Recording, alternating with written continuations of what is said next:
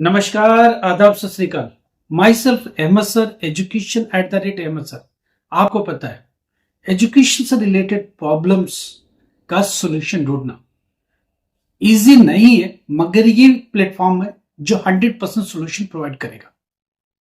आपकी 10th class में problem चल रही है, 12th क्लास में प्रॉब्लम चल रही है, आपको लगता है कि 10th क्लियर नहीं कर पा रहे, साल हो गए, 12th क्लियर नहीं कर पा रहे, साल हो गए, क्यों?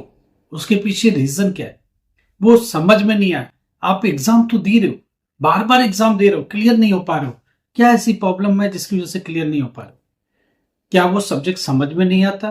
क्या एग्जाम आपसे नहीं चल पा रहा है? अगर ऐसी कुछ बात है तो आप हम लोग की हेल्प ले सकते हो। हम लोग काउंसलिंग करेंगे, देखेंगे, समझेंगे और आपकी बात को समझने की कोशिश करेंगे।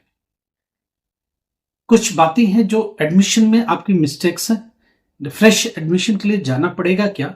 नए सब्जेक्ट ऐड करने की जरूरत है क्या? आपको लगता है कि आपका जो एडमिशन है वो सही नहीं है, आपने 12th किया मगर जिस स्ट्रीम से करना चाहिए तो वो सही नहीं था।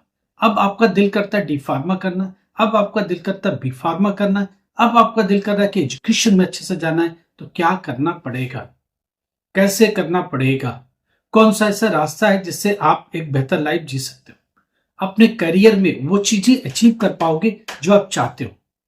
हम लोग इसमें मदद करने को तैयार है। बात होगी एनआईओएस की।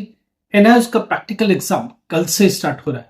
आज आपको सजेशन है कि आप प्लीज स्कूल को विजिट करो, हॉल टिकट का प्रिंट आउट लो, उस पर स्कूल क्या मेंशन है उसको देखो, एग्जैक्टली आप पहुंचो उस स्कूल पर।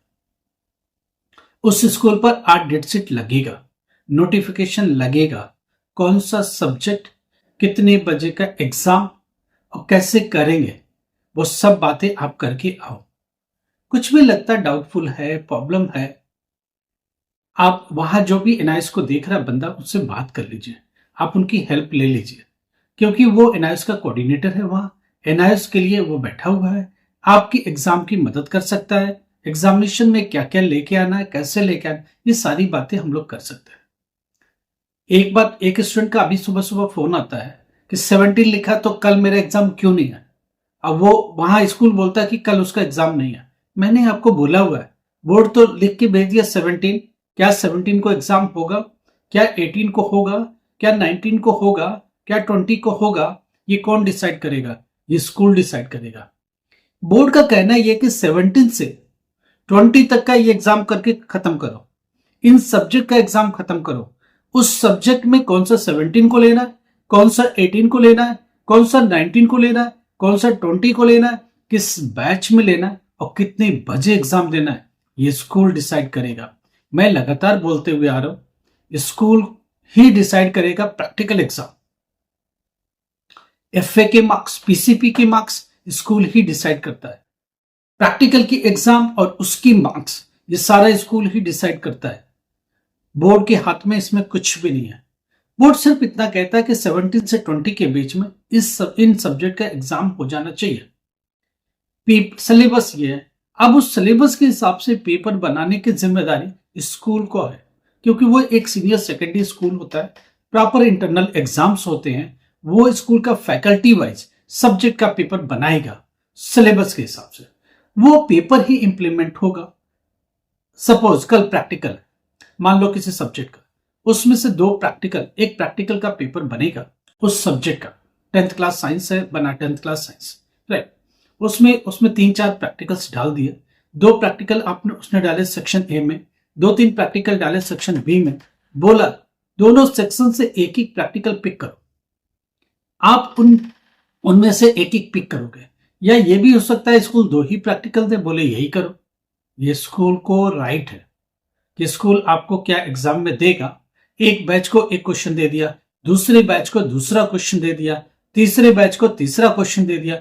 डिपेंड करता है कि नंबर ऑफ स्टूडेंट वहां उस एआई पर कितने इनरोल्ड हैं, उस प्रैक्टिकल सेंटर पर नंबर ऑफ स्टूडेंट कितने आने वाले हैं। प्रैक्टिकल रिटन एग्जाम होगा, क्या लेके जाना है? एक तो एनआईएस का आई कार्ड का प्रिंट आउट ले लो, कोशिश करो कलर प्रिंट आउट ले लो। दूसरी बात, प्रैक्टिकल का हॉल टिकट प्रिंट आउट ले लो। तीसरा, ओरिजिनल आधार कार्ड जरूर लेके जाओ, पेन पेंसिल और जो भी ज्योमेट्री बॉक्स वगैरह है, अगर पेंटिंग का एग्जाम है तो कलर और उससे रिलेटेड जितने भी चीजें हैं ये सब लेके जाना है। एग्जामिनेशन पर आधा घंटा पहले पहुंचो, थोड़ा सा फ्रेश माइंड से बैठो, एग्जामिनेशन कंडक्ट करो।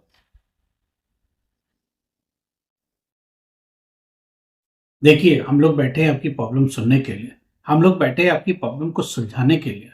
कुछ भी प्रॉब्लम होगी तो हम लोग सुनेंगे।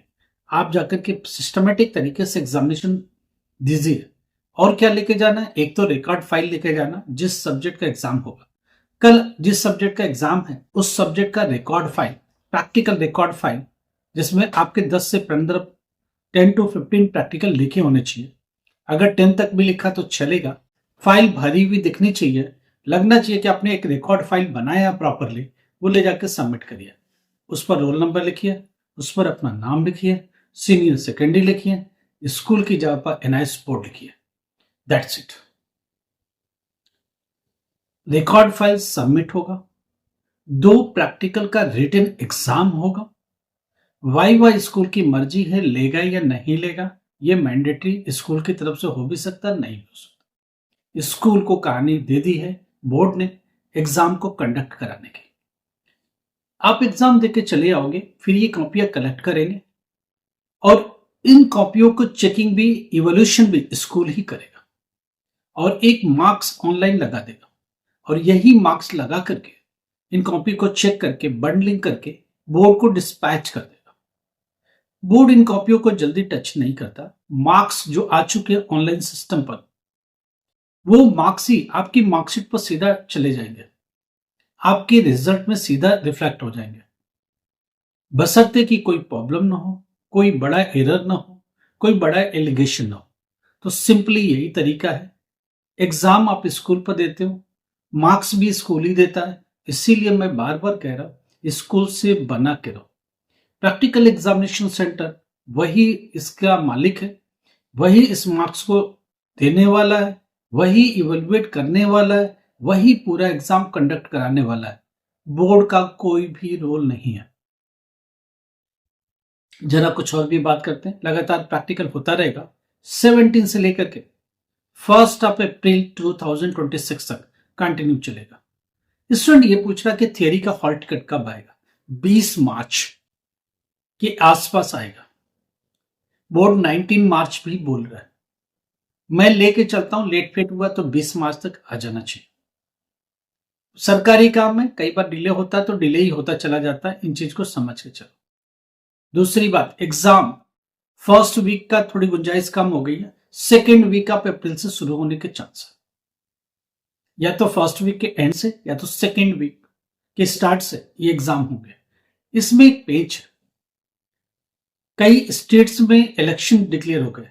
वेस्ट बंगाल में इलेक्शन डिक्लेयर हो गया, असम में भी इलेक्शन डिक्लेयर हो गया।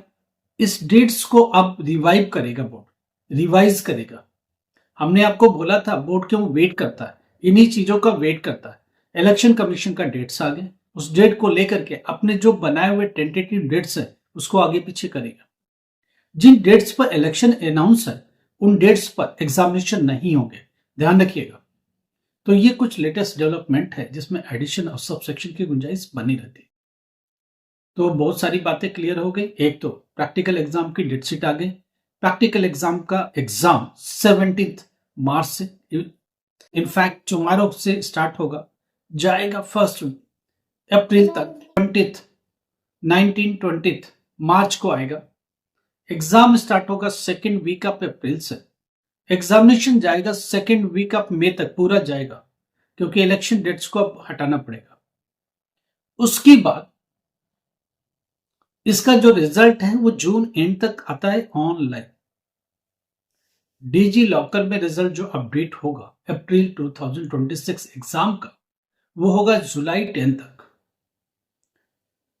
जो hard copy of marksheet come certificate, migration come transfer certificate, ये डॉक्यूमेंट जो अप्रैल 2026 एग्जाम का आपको मिलेगा या डिलीवर होगा या आप तक भेजा जाएगा या स्टडी सेंटर तक जाएगा, वो मिलेगा आपको 15 अगस्त अनवर्ड।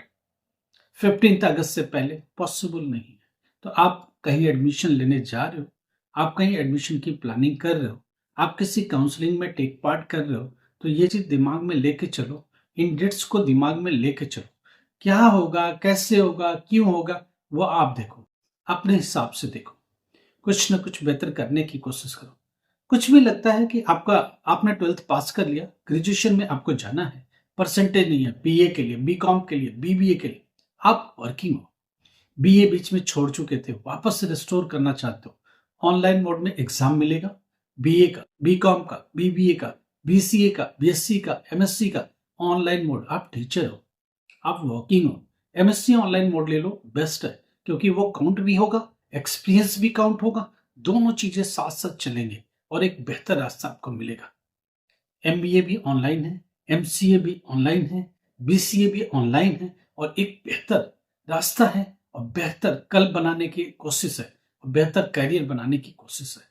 कुछ भी लगता है कि आपको एजुकेशन से रिलेटेड प्रॉब्लम है, आपने बीटेक बीच में छोड़ दिया, डिप्लोमा बीच में छोड़ दिया, बीए बीच में छोड़ दिया, कोई भी एजुकेशन बीच में छोड़ा, एक एज हो गई, अभी कैसे पढ़ाई करें, हमारी टीम से बात करो, हमारी टीम आपकी मदद करेगी, हमारी टीम बैठ के आपके साथ काउंसलिंग करेगी, इंडिया में कहीं भी रहते हो आपके साथ फोनिक कन्वर्सेशन करेंगे, जैसे भी पॉसिबल होगा आपसे बात करेंगे। आप व्हाट्सएप पर मैसेज दो, व्हाट्सएप पर अपने डिटेल्स भेजो, हम लोग आपको कॉल बैक करेंगे, आपकी प्रॉब्लम को सुनेंगे और उसका कोई ना कोई रास्ता या हल निकालेंगे और 100% निकालेंगे। लाइक करो, सब्सक्राइब करो, शेयर करो, और एक हाइप का बटन है उससे भी दबाओ। Thank you so much.